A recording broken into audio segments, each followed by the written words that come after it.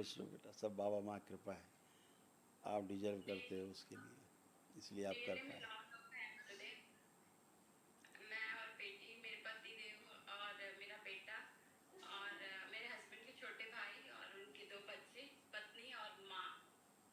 खुश हो बेटा। देखिए ये सारे कष्ट जो आपके, आपकी बेटी के, जो भी महिला सदस्य हैं उन सभी में ये सब स्मृतियाँ थी, सभी कष्ट नष्ट हुए, आप में जो थे तमाम बिटिया में थे सभी नष्ट हुए, सभी स्मृतियाँ नष्ट हुई रोगी। ओम। स्किज़ोफ्रेनिया की स्मृतियाँ थी, वह दबाने अवश्य चीज़ें दिखाई देना, सुनाई देना, महसूस करना। एंजाइटी होती थी, यूरिन में इन्फेक्शन था, कमर दर्द की स्मृतियाँ थी, रक्त दूषित था, बॉडी ऑटोइम्यून हो गया था, ग्लूकोमा की स्मृतियाँ थी, चक्कर आना, गले में सूजन व दर्द होना, पेट दर्द की स्मृतियाँ थी, आंखों में सूजन, यूट्रस में फाइब्रॉइड्स बन गए थे, गांठें बन गई थी, श्वास लेने में भारीपन महसूस कराना, ओवेरियन इन्फेक्शन था, भगंदर की स्मृतियाँ थी, बोन मैरो दूषित था, ब्रेन हैमरेज की स्मृतियाँ थी, चेस्ट में पेन की स्मृतियाँ थी, स्लीप डिसऑर्डर की स्मृतियाँ थी, कैंसर की स्मृतियाँ थी, लीवर में, कोलोन में, रेक्टम में, गॉल ब्लैडर में, गले में और ओवरी में।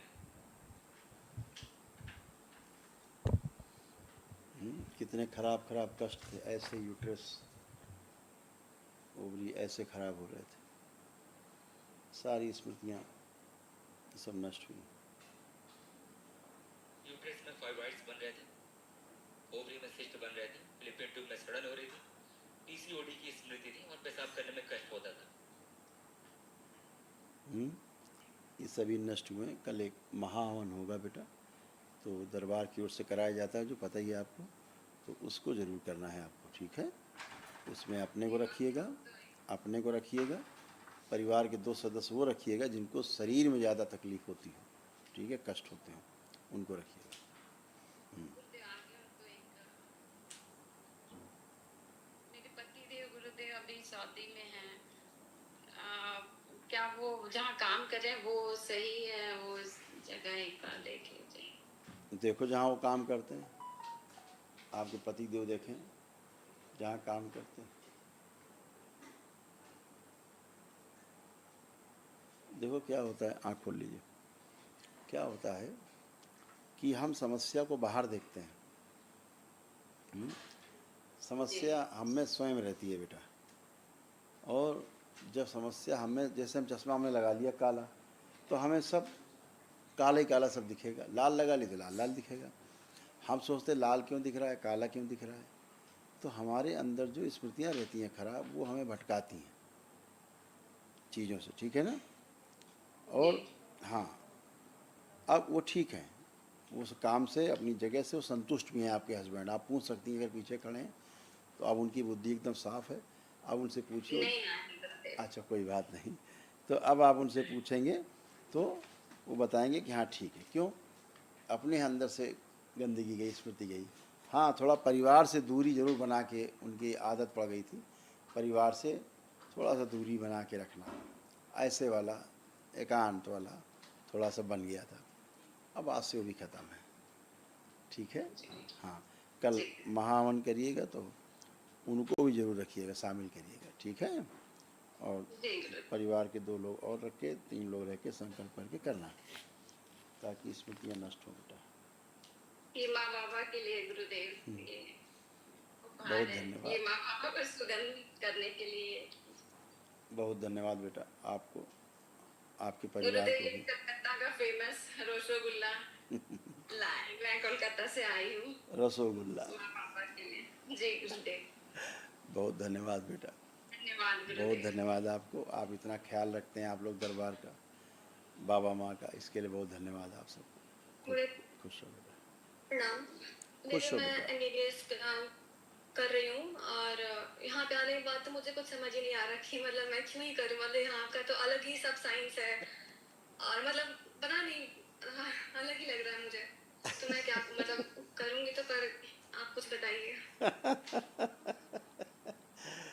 हाँ, आप बहुत अच्छा प्रश्न आपने किया है, और चूँकि आपने ध्यान से देखा है, एक्सपीरियंस किया है, अनुभव किया है, आपने अपने भी कष्टों का अनुभव किया है, जो कष्ट थे अब शेष नहीं, हम आपसे मिले भी नहीं हैं, हमने आपसे कभी बात भी नहीं की है, आपसे मैंने कभी आपके रोग और कष्ट भी नहीं पूछे हैं, है ना।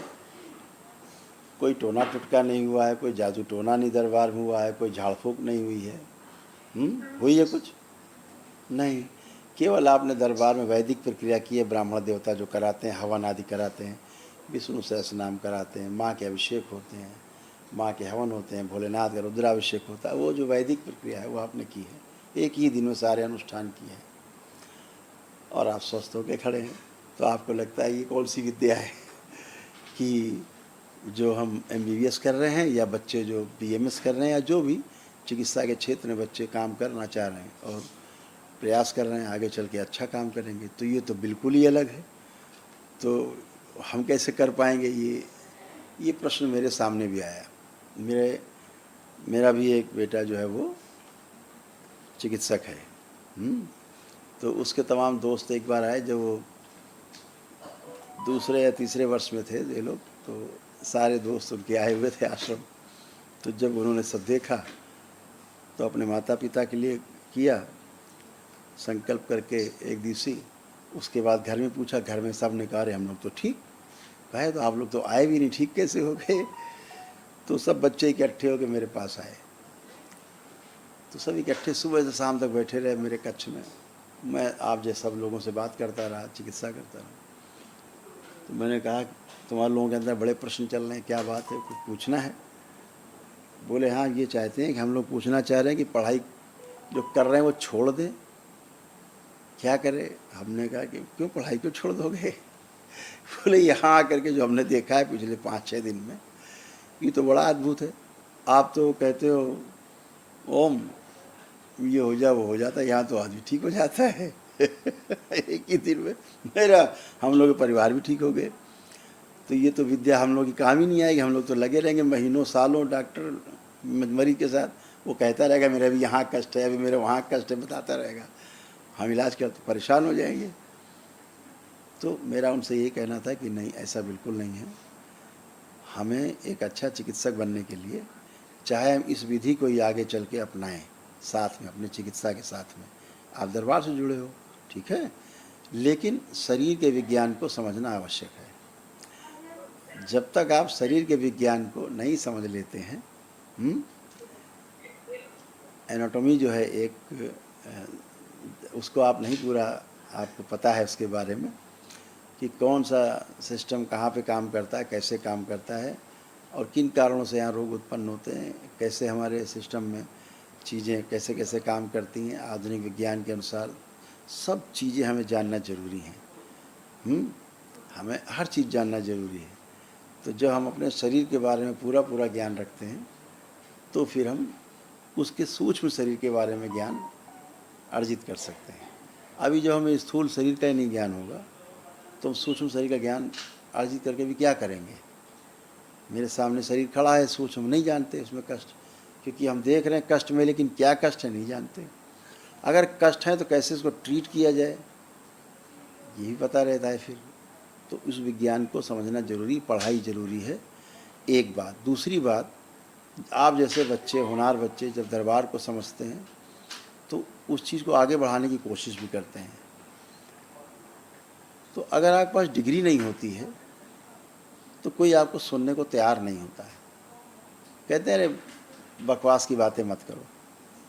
लेकिन जब एक डिग्री होल्डर, एक डिप्लोमा होल्डर या डिग्री होल्डर या MS MD किया हुआ, मास्टर किया हुआ आदमी जब मंच पे खड़ा होकर कहता है कि नहीं ये मैंने अनुभव किया है, ऐसा होता, तो लोग उसको सुनते हैं, उसको सुनना चाहते हैं फिर कि ये इसने तो समझ के कह रहा होगा कुछ। तो मंच आपको मिलता है पढ़ने के बाद, डिग्री के बाद, तो मंच भी आपको मिले। इसलिए पढ़ाई लिखाई बहुत ज़रूरी है, और जम के पढ़ाई लिखाई ज़रूरी है।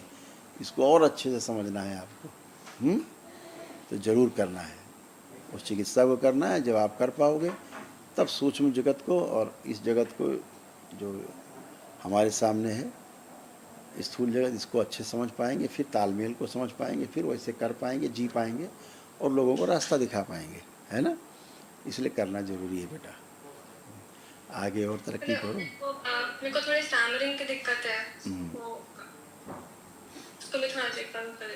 आपको ये था बेटा मेन। देखो कैसी विद्या है। ओवरेज है ऑडियोमेन थी, इसलिए मासिक अनियमित रहता था, मासिक के दौरान अत्यधिक कष्ट होता था, त्वचा रोग बन रहे थे, एंजाइटी होती थी, मूड स्विंग होता था, उल्टी जैसा महसूस होता था, चक्कर आते थे। अब ये कुछ भी नहीं, खत्म हमेशा के लिए, ये खत्म। तो कैसी सुंदर विद्या है ये है? तो हम कामना करते हैं कि भविष्य में आप भी, सामने वाला जान भी ना पाए मरीज, लेकिन आप उसके बारे में सब जान लो है? फिर आप उसकी चिकित्सा कर पाओ अच्छे से। तो ऐसा है बेटा, ऐसा चाहिए, ठीक है ना।